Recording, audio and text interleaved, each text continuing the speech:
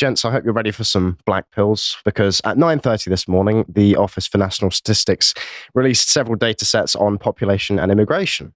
So I think you two are perhaps two of the best members of the team to talk about this, because I know you both feel strongly about it, have good knowledge about it. So since we're tight for time, we'll get right into it. So the data, as I say, was released at 9:30 this morning. And the first one that we've got here is on population estimates for England and Wales. And I thought we'd start with this one because I just want you to keep these figures in mind as we move forward into the immigration data.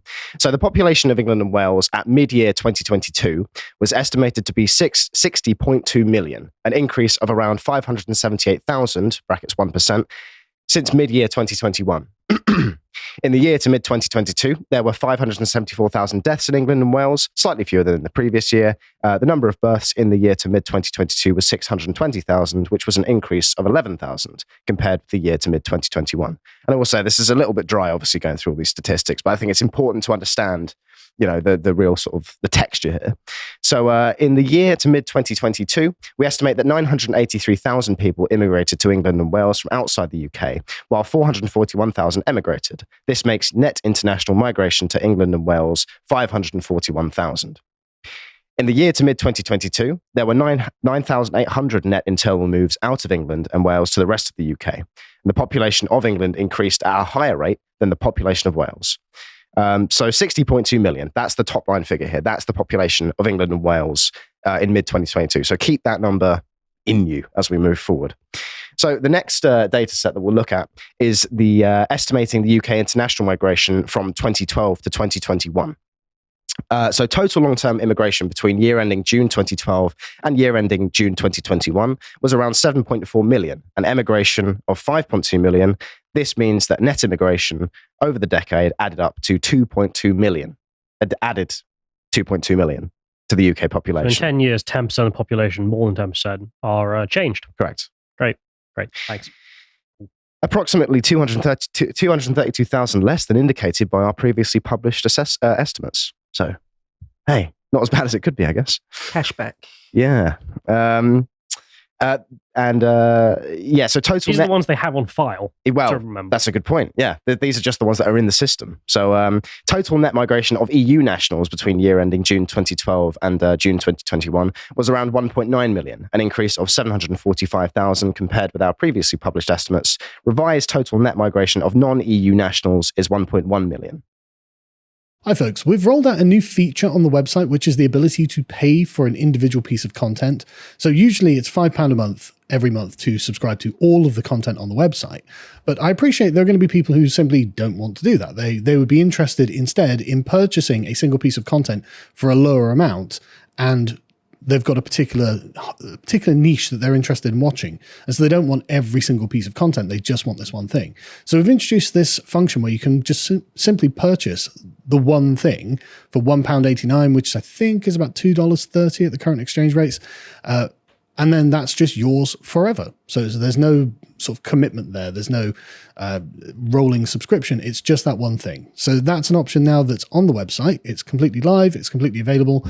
And please go and enjoy it. And we'll see you all very soon.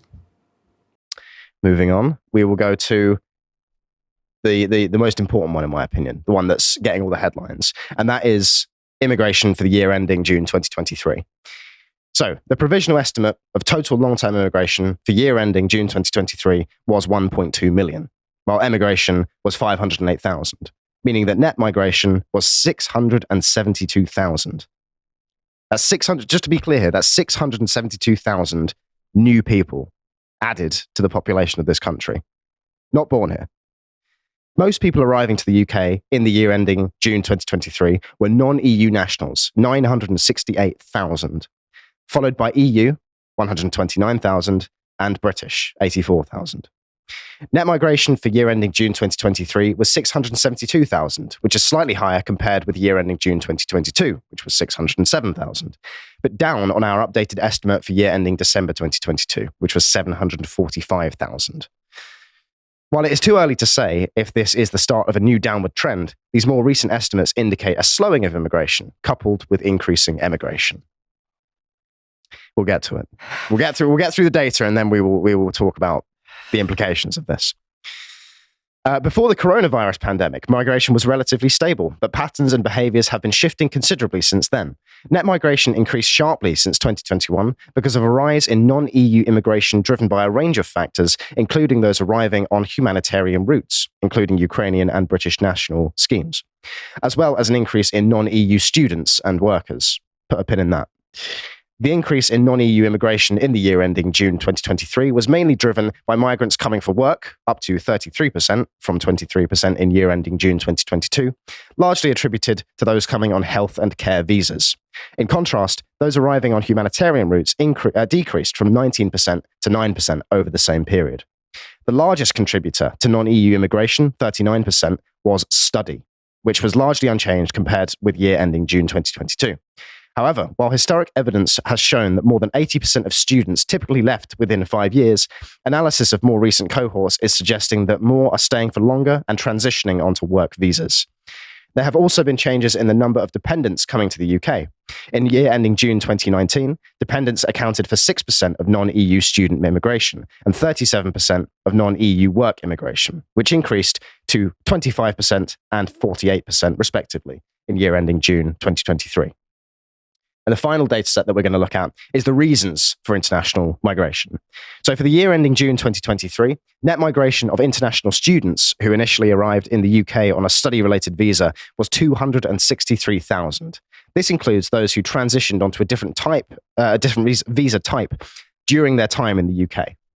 Using the visa at first arrival approach to estimate net international student migration is consistent with our long-term immigration estimates, but it doesn't account for actual student behaviors while in the UK.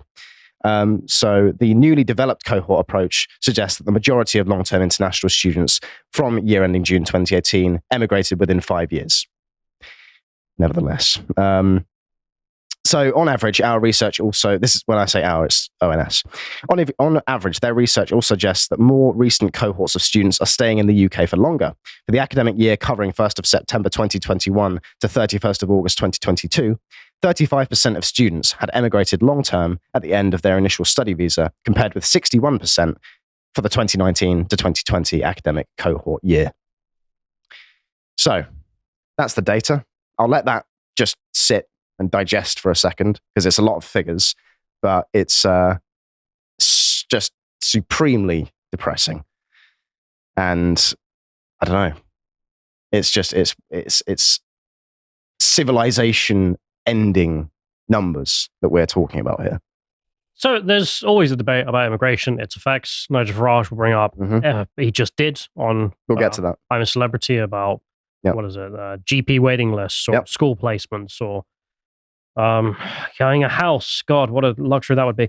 But the thing that terrifies me when I read something like that is you've got about 2% replacement rate every single year is what you're talking about there. And the average age of buying a house in this country is now above 30, 30 something. So let's say you're one of those lucky bastards that works your life off and then you're about 30 right now, so you can buy a house. So you do.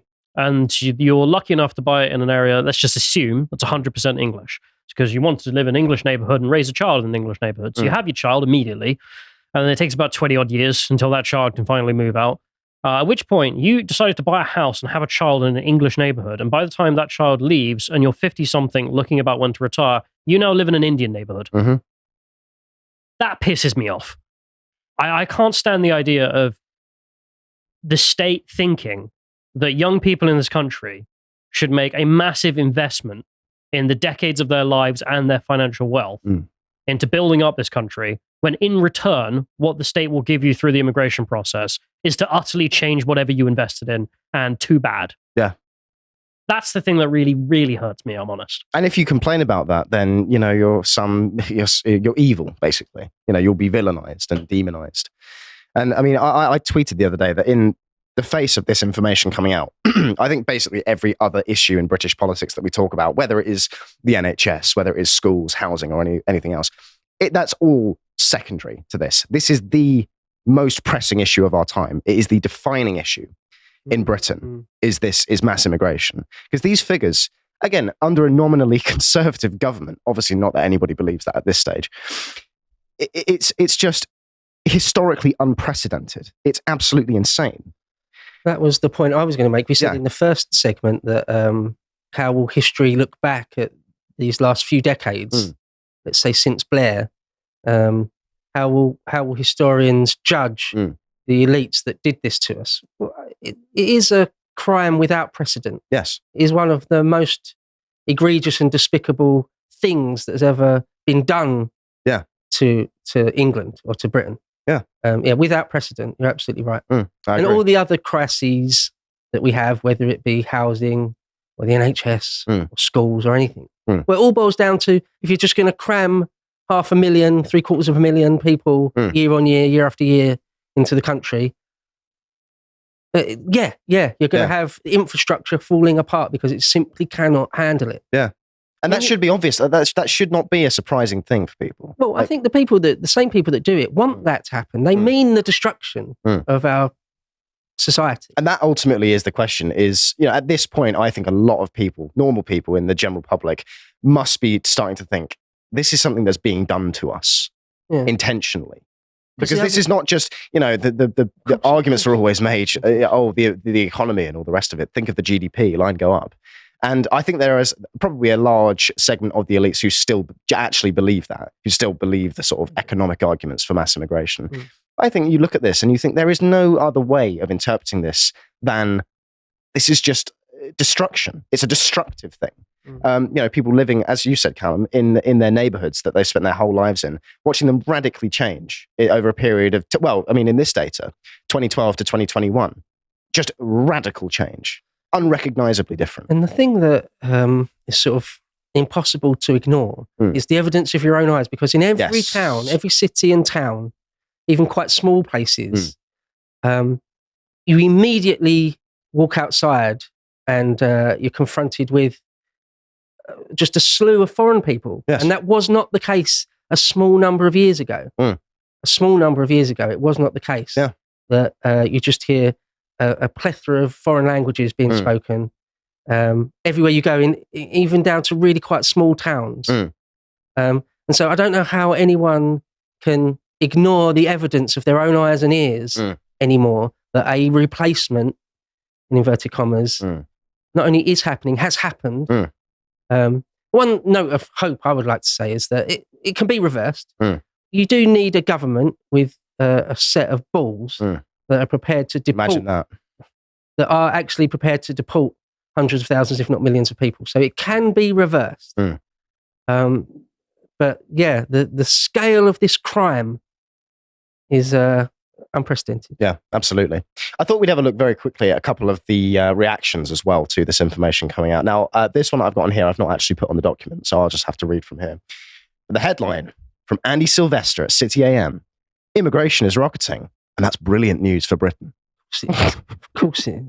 Immigration, some good news for Britain then. Loads of people want to live here. At a time when cheer is in short supply in the news pages, today's net migration stats should come as a welcome morale boost. Of course, we don't live in that world. Immigration to Britain is, according to the public narrative, largely a very bad thing, capital VBT. 7 years after the Brexit referendum, immigration is once again in the top couple of issues for the great British voter. And those who are thinking about it are not, as a rule, hanging the open for business sign around the country. Can I just say, so this guy identifies himself as he literally calls himself a metropolitan elite member. And this kind of sneering, smarmy, looking down on attitude of these types, I think is just, well, again, when we're talking about how history will report this period, I don't think history will reflect, will speak well of these sorts. Yeah, they'll be judged harshly, I would think. One would hope. That's a shame emotionally, and in a country that is by most metrics far more welcoming than any of its European neighbours, it should be seen as a competitive advantage to have hundreds of thousands of people wanting to share our national story. Is that what's happening? Are these hundreds of thousands of people, the 2.2 million additional people that have come since 2012, do they want to share our national story?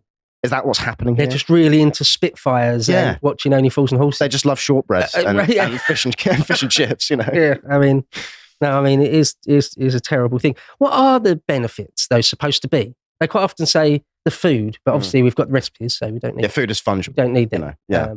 So what would somebody like that at this point argue are the benefits? I couldn't tell you. I mean, there's the whole who's going to serve my coffee and Pret line, which is comes downstream from the economic argument. But again, I'm not even convinced these people even think that. I think that, let's just get real for a second here. These are people who they are oikophobes. They hate their own culture. They hate their own people for whatever reason, whether that's because of how they've been educated or who they've been surrounded by. But that's the impression I get of a lot of these types. It's not about love. It's not about welcoming people in. It's about crushing people, crushing the people who are here already. Callum, your face is a picture. Yeah, I'm not very happy. No. Anyway, I'll move on to this next article. This one. Without more immigration, we will fail to build a future-focused Britain. Now, I'm not going to read through this one, but the point I'm making here is that there is still a significant contingent of the intelligentsia, of the journalistic class, who are going to bat for mass immigration in the face of the numbers that have come out today, without any consideration for the damage that it's doing. It's only, here, future-focused Britain. In this article, they talk about AI. Here, you've got the AI Safety Summit with Rishi Sunak here. It's all about growth, economics, and all the rest of it. Not about the culture and the fabric of the country and what's being done to it. Her name was Emily Jones. Yes. His name was Sir David Amis. Yeah. Don't mention any of that. No, it's just build a better, more packed Britain.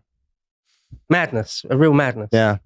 So Rishi Sunak has come out to say he's looking at further ways to curb immigration. And this is something I wanted to touch on because in the report by the ONS, they say about how there's a downward trend. It's looking as though immigration might be going down, as if immigration is just something that just happens. It just happens. It's like, it's like the changing of the seasons. It's like weather. It's just something that goes on, not something that's done, not something that's actively, made happen. And so Sunak, like it says here, he's actively looking at measures to cut legal immigration to the UK ahead of figures this week expected to show a further increase in the numbers arriving. Now, obviously, we've just been through those figures and they are astonishing. So the government has introduced measures to prevent overseas students bringing dependents with them and was actively looking at what more can be done to reduce legal migration. The spokesman said... This is just an obvious lie. Yeah. Well, we'll get to that. We have the leaked WhatsApp chats. We have the people who are in government who met him and have now gone out and said, yeah, I spoke to him about lowering immigration. He literally just said no. He doesn't care. He doesn't care or he actively wants it. It's one or the other. But I can't... I was talking to someone earlier and he remembered a line, which I didn't know, which is that David Cameron, when he was in the coalition with Nick Clegg, at Conservative Party conference, he decided to come out and say that, well, you should have seen his face when I told Nick Clegg what I really thought of the European Union, and the fucking seals in the conference clapped, because of course they did. David Cameron, the man who, totally hates the EU, trust me. It's so transparent how pathetic this propaganda is. Trust me, bro, the guys who have done this are totally looking at stopping it. Yeah. You've done it on purpose. So you stabbed me and then went, I'm sorry, I'll totally look into stabbing you less. Stab, stab, stab. Yeah. That's like with the reduction of immigration from 600,000 or 700,000 down to merely 500,000 or something. Yeah. It's like inflation is down from 7% to 5%. Yeah. Oh, so I'm being destroyed and ruined and at a slightly slower rate. At a slightly slower rate. Yeah. It's not great. Thank you. Yeah. But I just thought this end part of this article was funny. A spokesman said, obviously we want to see legal immigration fall. Obviously. Is it not obvious? No, liar. No, you do. You want it up. You want it up. You fucking liars. I'm sorry, but like the individual human beings here are lying to us and they know it. Obviously, there's no single measure to reduce immigration. Yes, there is. Yes, there literally is. No. There are some global factors in play, the pandemic and our humanitarian schemes. And obviously, the number of times this guy says obviously. Obviously, our priority still remains small boat crossings. And if it's like Suella Braverman's letter is to be believed, they don't even care about that. I mean, it's a useful misdirection, the illegal immigration issue, away from this, what we're talking about now.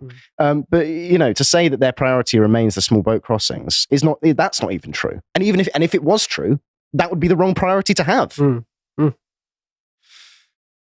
And obviously, we need to do that while balancing the priority of growing the economy and understanding things like the economic benefits that students can bring, for example. End of the article. It's a little bit bigoted of you, Cho, to have noticed all these things, really. So I'm told. You're sort of on the same moral level as a Nazi guard. Yes. That's why. Really, yeah. Don't want to say it out loud, but that is the reality. Yes. So anyway, I thought we'd just have a little conversation about this now. I mean, this last one I put in here, I won't read from this, but it was, get a grip, Rishi. Britain is not a hotel for immigrants. It is our home, from Alison Pearson at The Telegraph. And it's like, there are, as much as there are journalists who are still very pro-mass immigration, there is a mainstream dialogue about what the next steps are on this issue. But again, do we trust the Telegraph? Do we? I don't know. We'll see. Not really. No. But yeah, I thought we'd just get into it. I had a few other points I wanted to make here because I know that time is short. But one of the main problems that this data really highlighted was actually international students. And I think that it's and the chain migration that comes with it. Yes. But it's so obvious why this is the case. Because I only graduated university in July of this year. And at my university, like you say, you go out and you hear foreign languages being spoken on campus. I was in like Surrey. It was just so bizarre. But I was paying £9,250 a year on my tuition fees, whereas international students have to pay for the same degree £23,800 a year. So it's no surprise that the universities themselves want to bring in as many international students as possible because it's a payday. My God, it's more than double. That is the reason. Good for them. What percentage am I getting? Yeah, well, exactly. 0. Okay, yeah. Well, then maybe I won't vote for this. Yeah.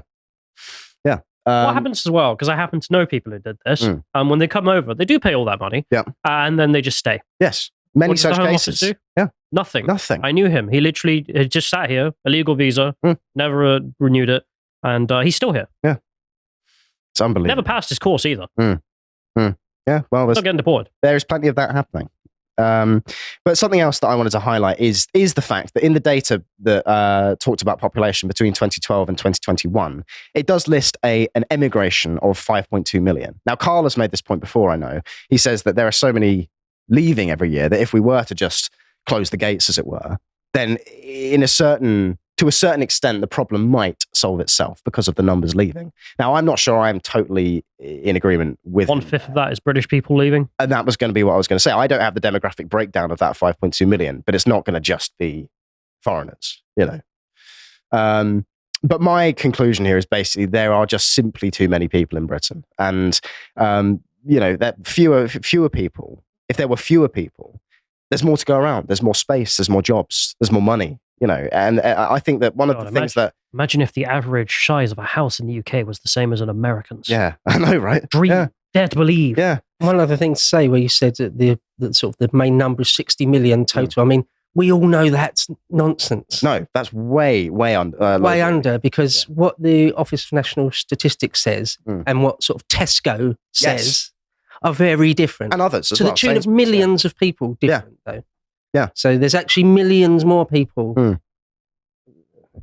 But one of the things that I think that a lot of people on our side of things get wrong is the kind of, every family should be having 5 kids and the population should be growing and the replacement rate should, the birth rate should be 4, 5, 6, all the rest of it. I actually don't think that's desirable either. I don't think that this is desirable, if that wasn't evident. But I think that a growing population, a population that is just exponentially growing with no sort of apparent endpoint, is not desirable because the country gets filled up. Things are more scarce.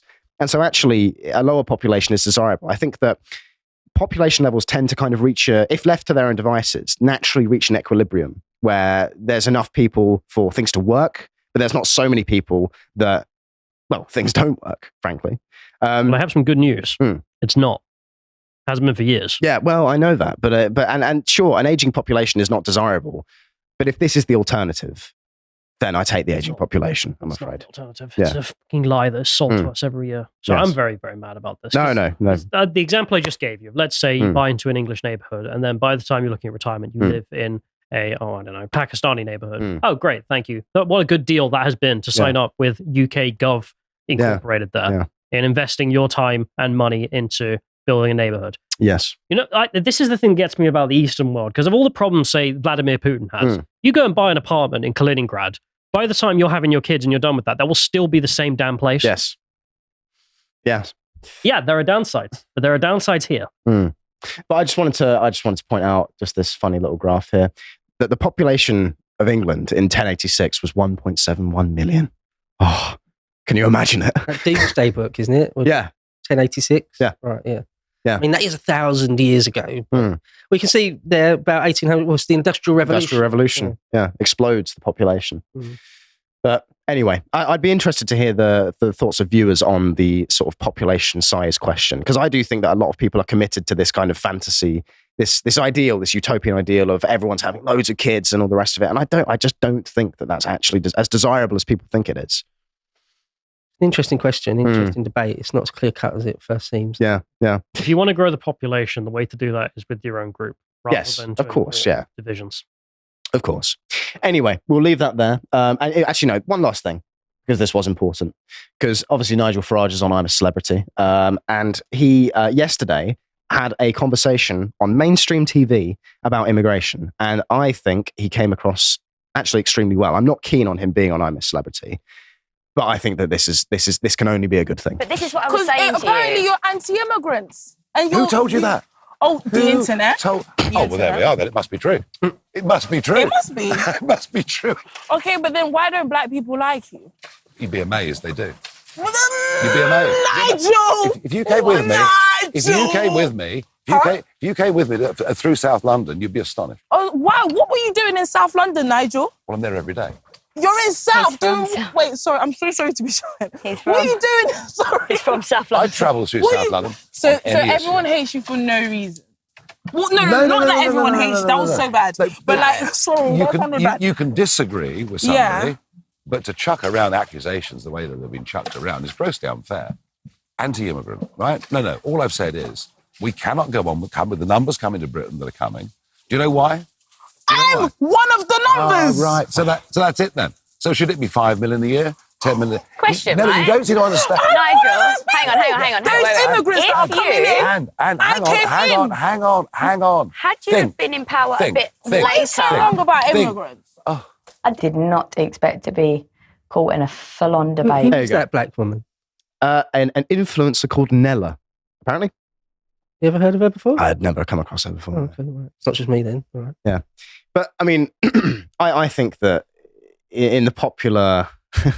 among normal people, that exchange is going to have been actually really quite powerful, because it shows, I mean, that's quite an accurate representation, I think, of the two sides of this debate. Just Nigel Farage, very, very reasonable. Like, you know, how many should it be? 5 million, 10 million? No, there has to be a cap. And the way things are right now, it's way too high. And the other side is just screaming in his face, screeching at him, racist, and it's just like, God. But to normal people, I think that will have really endeared them to Farage. So anyway, unless you had any more points, gents, I think we'll call it a day there. If you appreciated that episode from the podcast of the Lotus Eaters, you can go to lotuseaters.com to get access to all the premium content that's on the site, such as the Contemplation series, this episode on Liberalism Debate, Part 3. If you'd like to find out what else is being put out, you can follow on Twitter at lotuseaters_com on Twitter. Thank you and goodbye.